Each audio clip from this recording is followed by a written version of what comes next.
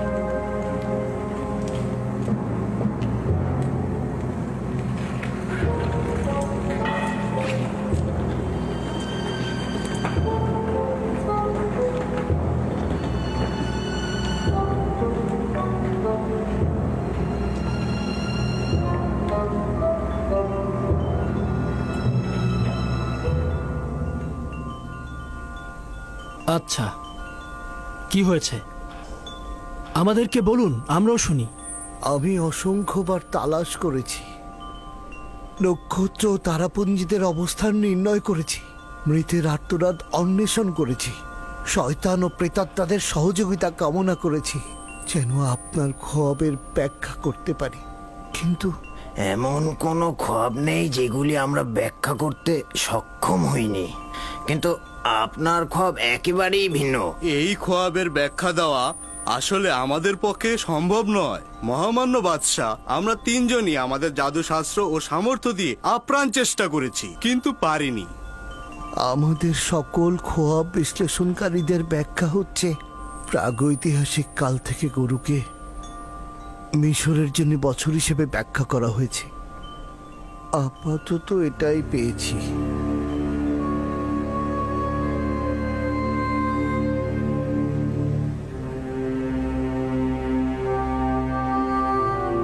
বছর?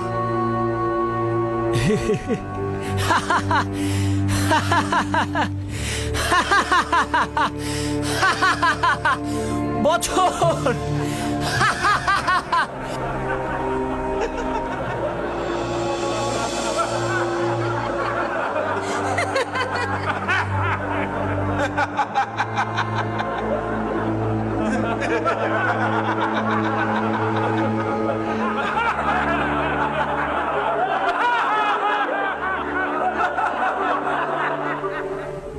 পাহাড় খুঁড়ে ইঁদুর বের হয়েছে আর নীলনদ থেকে মশার জন্ম হয়েছে।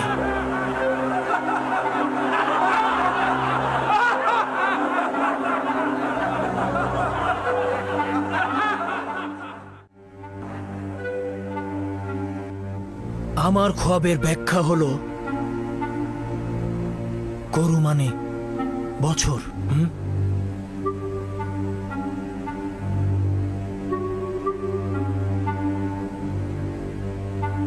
আচ্ছা ইউজারসিফ, এবার তুমি বলো, তোমার খোয়াবের ব্যাখ্যা দেওয়ার পালা। ব্যাখ্যা নয় আলী জনাব, আমি আপনার খোয়াব রূপান্তর করে বলতে চাই। ব্যাখ্যা ও রূপান্তরের মধ্যে পার্থক্য কি রয়েছে? খোয়াব ব্যাখ্যার মূল ভিত্তি হচ্ছে অনুমান ও ধারণা, তার বিশ্লেষণ সুনির্দিষ্ট নয়। কিন্তু রূপান্তরের মূল হাকিকত হচ্ছে আধ্যাত্মিকতা। তাই আমি যা কিছু রূপান্তর করব তা নিঃসন্দেহে ঘটবে এবং তা পরিবর্তন ও বন্ধ করে দেয়া সম্ভব নয়। এই সকল বিশ্বাস কোথা থেকে পেলে ইউজারসিফ? নিজের প্রতি অনেক বিশ্বাস আছে তোমার। আমার পরওয়ারদিগারের নিকট থেকে আলী জনাব, আমি নিজে থেকে কিছুই বলি না, তিনি আমাকে রূপান্তর শিক্ষা দিয়েছেন। এগুলো যা বলছো অতিরিক্ত বাড়াবাড়ি ছাড়া কিছুই নয়। প্রমাণ করা তো দূরের কথা, তুমি কিছুই পারবে না। তুমি যে খোয়াবের ব্যাখ্যা করেছো সেটা সত্যি তো নয়ই, হাতে তোমার খোদার কুদরতের কথা বলছো সেটা তো নেই। যদি অনুমতি প্রদান করেন আমি এই সন্দেহের পর্দা উন্মোচিত করব এবং এই খোয়াবের হাকিকত ও আমার পরওয়ারদিগারের কুদরত প্রমাণ করব। জনাব অজ্ঞামোহর যদি সম্মত হন তাহলে পরস্পর সমঝোতার ভিত্তিতে খোয়াবের রূপান্তর করব। এখন পর্যন্ত আপনার খোয়াব বিশ্লেষণকারী বলেছেন গরু মিশরের বছর হিসেবে ব্যাখ্যা হয়ে আসছেন, সঠিক তো? হ্যাঁ, এ ব্যাপারে কোনো সন্দেহ নেই। এবং কবুল করছেন যে দুটো স্বপ্নে গরু ও গমের দানাগুলো একই অর্থে ব্যবহার হয়েছে? প্রকৃতপক্ষে তাই হবে। তাহলে কি সবুজ ও হুষ্টপুষ্ট প্রচুর পরিমাণ ফসলের নিশানা নয়, আর মৃত ও নিস্তেজ এবং শুকনো রোগা দুর্ভিক্ষের নিশানা নয়? ভিন্ন কোনো ব্যাখ্যা জেহেনে আসছে না। আপনি স্বীকার করলেন। তাহলে কি আমরা সিদ্ধান্ত গ্রহণ করতে পারি না যে মিশরে 7 বছর প্রচুর ফসল উৎপাদিত হবে এবং পরের 7 বছর শুষ্ক মৌসুম ও দুর্ভিক্ষ বিরাজ করবে?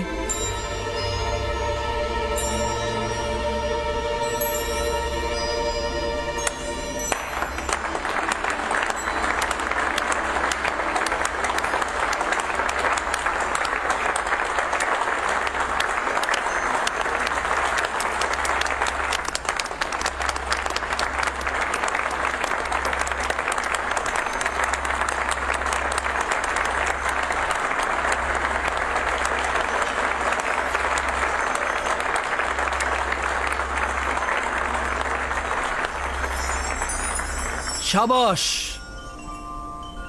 সাবাস ইউজারসিফ, এটি আমার খোয়াবের সর্বোত্তম এবং নিকটতম ব্যাখ্যা। এটাই সঠিক ব্যাখ্যা। জওয়ান ইউজারসিফ সঠিক ব্যাখ্যাই করেছেন।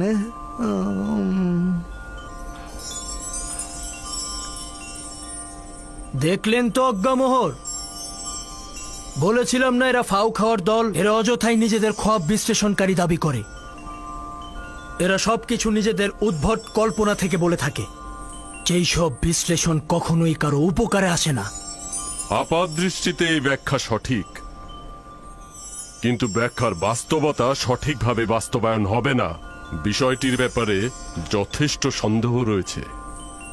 এখন পর্যন্ত কেউ শুনেছেন যে পবিত্র নীল নদের সেচের পানির কাজে কোনো ব্যাঘাত ঘটেছে? এই ব্যাখ্যা দক্ষিণে অবস্থিত কৃষ্ণকার ভূমির জন্য প্রযোজ্য। মিশর ভূমির জন্য নীলনদ হচ্ছে সোনা খচিত আংটি স্বরূপ। কিন্তু আমরা পূর্বপুরুষদের কাছ থেকে শুনেছি এ পর্যন্ত নীলনদ বেশ কয়েকবার অন্যান্য নীল সাগর থেকে পানি ধার করেছে এবং পানি স্বল্পতায় ভুগেছে। যদি ধরেও নেই যে ইউজারসিফের খোয়াব ব্যাখ্যা সঠিক নয়, তারপরও ভবিষ্যতের কথা চিন্তা করে আমাদের আরেকটু সাবধানী হওয়াটাই বুদ্ধিমানের কাজ হবে। এই ব্যাখ্যা থেকে বোঝা যাচ্ছে ভবিষ্যতে মিশরে বড় ধরনের বিপর্যয় নেমে আসবে। সমাধানের পথটা কি? উত্তম হচ্ছে 7 বছর প্রচুর পরিমাণে ফসল উৎপাদন করবেন এবং সঞ্চয় করবেন, এবং এই ফসল দুর্ভিক্ষে 7 বছর খরচ করবেন এবং জনগণকে নাজাত দেবেন। সাবাস, সাবাস হাকিম ইউজারসিফ, সমাধানের পথ ও খোয়াবের ব্যাখ্যার মতন সঠিক। তার মানে আপনি একটি খোয়াবের পেছনে রাজ্যের 14 বছর ব্যয় করবেন? আপনি কি এর থেকে উত্তম পথ জানেন? ধরে নিন এটি সম্ভাব্য বিপদ। সম্ভাব্য বিপদের জন্য কি মুক্তির পথ তালাশ করা উচিত নয়? কেন নয়? কিন্তু লক্ষ্য রাখা উচিত 14 বছর একটি জাতি তার মূল্যবান সময় একটি খোয়াবের ব্যাখ্যার জন্য ধ্বংস করে দেবে এবং রাজ্যের সকল মূলধন নিয়ে উদ্ভট সব বিপদের সঙ্গে সংগ্রাম করবে মহামান্য বাদশাহ। আমার বিবেক বলছে যে ভবিষ্যতের জন্য সতর্ক হওয়াই উচিত। দেখা গেল সত্যি সত্যি ঘটে গেল, তখন যদি আমাদের প্রতিষেধক না থাকে তাহলে তখন কি করব? যেহেতু আমরা ভবিষ্যৎ জানতে পারলাম, এখন আমাদের সতর্ক হতে হবে। এখন যেহেতু সমাধানের পথ পেয়েছি, এই ভয়াবহ বিপদ আমরা মোকাবেলা করতে পারবো। আমরা ইউজারশিপের প্রতি কৃতজ্ঞ যে উনি আমাদের বিপদ সম্পর্কে সজাগ করেছে। আমরা ইউজারসিফের খোদার নিকট শুকরিয়া জ্ঞাপন করছি। ইউজারসিফকে শুকরিয়া, কারণ সে ভিন্ন খোদার অনুসারীদেরকেও সহযোগিতা করেছেন। ইউজারসিফের পবিত্রতা ও তার গুণা থেকে বিরত থাকার কথা সবাই শুনেছেন। আজকেও তার হেকমত ও বুদ্ধিমত্তা সম্পর্কে আমরা সবাই অবগত হলাম। সকল খোয়াব ব্যাখ্যাকারী যে ব্যাখ্যা দিতে পারেনি, সে সেই ব্যাখ্যা দিয়েছে। আজ থেকে তাকে নিজের আমিন হিসাবে নির্বাচন করলাম। আজ থেকে আমার নিকট তার জায়গা হচ্ছে নিরঙ্কুশ। তার জায়গা আমার দরবারে। আজ আমি আনন্দিত ও উদ্দোলিত রয়েছি।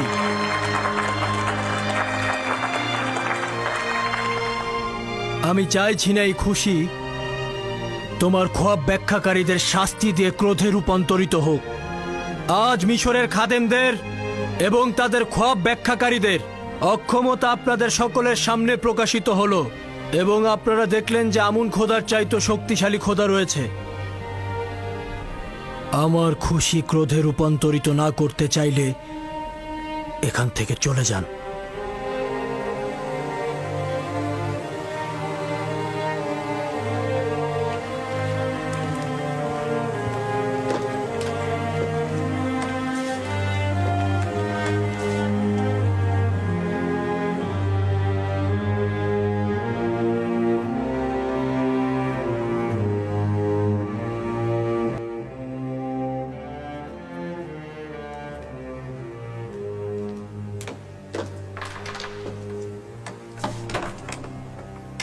পুরা আহাম্মক একজন। জানিস না তোর কোথায় মুখ বন্ধ রাখা উচিত, কোথায় কথা বলা উচিত। আমুনের রিজিক খাস আর আমুনের দুশ্মনের সমর্থন করিস। তার ব্যাখ্যা তো সঠিক ছিল, আমি ইনসাফ অস্বীকার করতে পারিনি। আহাম্মক, কে তোকে বলতে বলেছে? কে তোকে স্বীকারোক্তি দিতে বলেছে? কেন অন্যদের মতো তুই মুখ বন্ধ রাখতে পারলি না? কেন দুশ্মনের কথায় সত্যতা দিয়ে সিলমোহর মেরে দিলি? কেন বলবেন না আলী জনাব? কেন বল? আলী জনাব, ছেড়ে দিন, ছেড়ে দিন আলী জনাব, মারবেন না, করে দিন আলী জনাব। বাদী আমর, জি আলী জনাব। এটাকে নিয়ে যাও। আলী জনাব, আলী জনাব, রহম করুন আলী জনাব। আমি খেয়ানতকারী নই আলী জনাব, আমাকে রহম করুন আলী জনাব। আমি খেয়ানতকারী নই আলী জনাব। এখন পর্যন্ত এই লাঞ্ছনা ইবাদতখানা ও ইবাদতখানার খাদেমদের জন্য আসেনি। নিঃসন্দেহে পরাজয়ের খবর মিশরের আনাচে কানাচে অতি দ্রুত পৌঁছে যাবে। বলবে যে ইব্রানি ইউজারসিফের খোদা একজন ভয়ঙ্কর ভেড়া চড়ানো রাখালের খোদা। এই খোদা মহান আমুনের খোদার উপর বিজয়ী হয়েছে। একজন অনভিজ্ঞ খোয়াব বিশ্লেষণকারী মিশরের অভিজ্ঞ ও প্রাচীন খোয়াব ব্যাখ্যাকারীদের ওপরেও বিজয়ী হয়েছে। এটা যেমন আমাদের জন্য লজ্জার, তেমনি মহান খোদা আমুনের জন্য। মিশরের লোকজন আমাদের খোয়াব ব্যাখ্যাদানকারীদেরকে ইলাহি হিসাবে ইবাদত করত। এখন আমাদের কি হবে? আমন খোদা রহম করুক, জানি না এই অপমানের প্রতিশোধ কবে নিতে পারবো।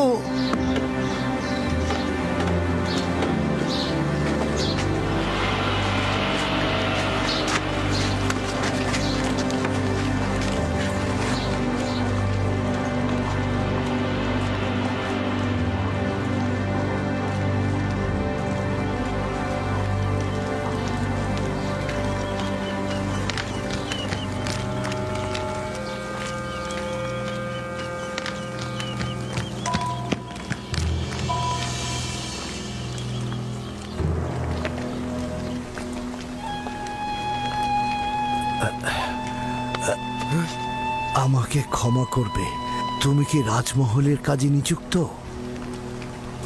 তুমি কি চাও? ইউসুফ, দুঃখিত, ইউজারশিপ। তো তুমি কি ইউজারশিপকে চেনো? তাকে কি দরকার? সে কি এখন এই রাজমহলে আছে? মনে হয় আছেন। আমি আমি আমি তার একজন বন্ধু। তুমি ইউজারশিপের বন্ধু? হ্যাঁ, আমি আমি মালিক ইবনে জার। ইউজারশিপকে বলবে যে মালিক 20 বছর ধরে তার জন্য অপেক্ষা করছে।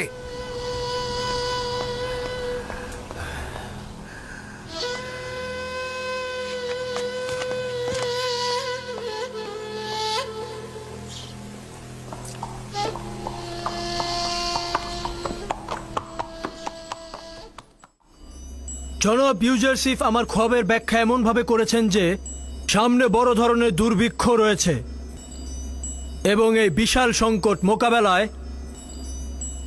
অর্থমন্ত্রীর দায়িত্ব এমন কাউকে দেওয়া উচিত যিনি বিশ্বস্ত ও নেককার হবেন এবং প্রজ্ঞাবান হবেন।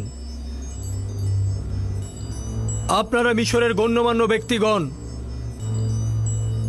এমন কাউকে কি চেনেন?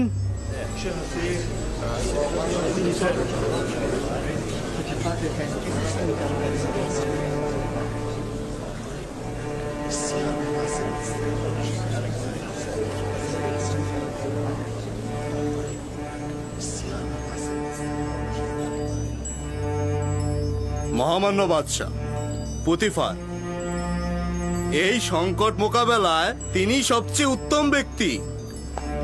পুতিফার অত্যন্ত অসুস্থ এবং এই কঠিন কাজ সম্পাদন করা তার জন্য মুশকিল হবে। আলী জনাব, আমার মনে হয় রাজমহলের নিরাপত্তা প্রধান হরেন হবি এই কাজের জন্য সবচাইতে উপযুক্ত হবে। হরেন হোপ অনেক সামর্থ্য রাখেন, কিন্তু তার সকল সামর্থ্য লস্কর পরিচালনা করায়, কৃষি মন্ত্রণালয় পরিচালনায় নয়। হে ইউসুফ, এই কঠিন দায়িত্ব পরিচালনার ভার তোমার কাঁধে। এটি গ্রহণ করো। খোদাবান্দের ইচ্ছা এটাই যে মিশরে তোমার ক্ষমতা প্রতিষ্ঠিত করবে। মহামান্য বাদশাহ, এই আজিফা আমার উপরে ন্যস্ত করুন। আমাকে মিশরের অর্থ মন্ত্রণালয় এবং কৃষি মন্ত্রণালয়ের দায়িত্ব প্রদান করুন। আমি একদিকে যেমন মানুষের সম্পদ ও প্রধান খাদ্যশস্যগুলো হেফাজত করব এবং অন্যদিকে এই খোয়াবের ব্যাখ্যার আলোকে আমি আগামী দিনের কর্মপরিকল্পনা ঠিক করে নেব। তাই তো, তোমার থেকে কে উত্তম হতে পারে? আমার বিশ্বাস তুমি এই ক্ষেত্রে সফল হবে। আজ থেকে আমি তোমাকে মিশরের অর্থ ও কৃষি মন্ত্রণালয়ের দায়িত্ব প্রদান করলাম এবং সকলের উদ্দেশ্যে বলছি, আজ থেকে জনাব ইউজারশিপ মিশরের বাদশার মহান সলা পরামর্শকারী হিসেবে নিযুক্ত হবেন।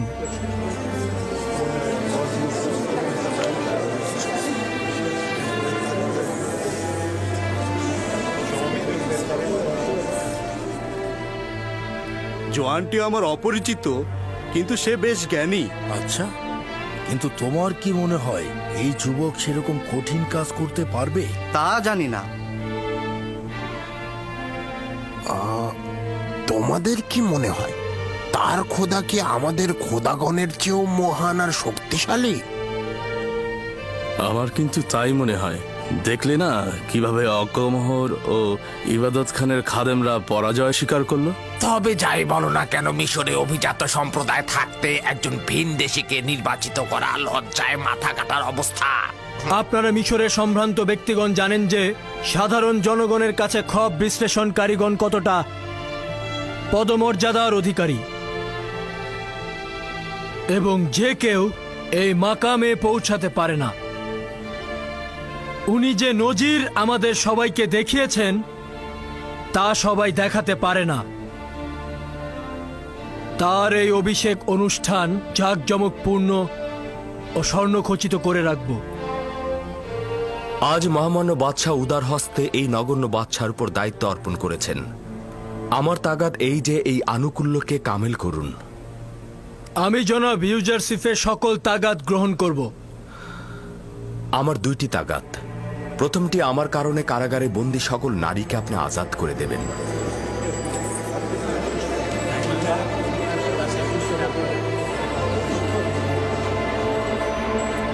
এবং দ্বিতীয়টি, জাভিরা সকল কারাবন্দীকে আপনি মুক্ত করে দিন। আমি তাদের সঠিক ও সুন্দর আচরণের জিম্মেদার হলাম। আমরা আপনার কারণে ওই নারীদের কারাগারে বন্দী করেছি। যদি আপনি চান তবে আজাদ হবে, কিন্তু আপনি ভুলে গেছেন এই জুলেখার কারণে আপনি বছরের পর বছর কারাগারে কাটিয়েছেন। জি মহামান্য বাদশাহ, আমি সবকিছু ভুলে যেতে চেষ্টা করছি। আপনি বছরের পর বছর জুলেখার কারণে হাজতে ছিলেন। সে একজন খেয়ানতকারী নারী, তার অবশ্যই শাস্তি পাওয়া উচিত। আমি প্রতিশোধ নিতে সৃষ্টি হইনি আমার বানু। যে সকলের জন্য ক্ষমা আর রহমত নিয়ে এসেছে, সে কখনোই অভিশাপ প্রদান ও প্রতিশোধ পরায়ণ হতে পারে না।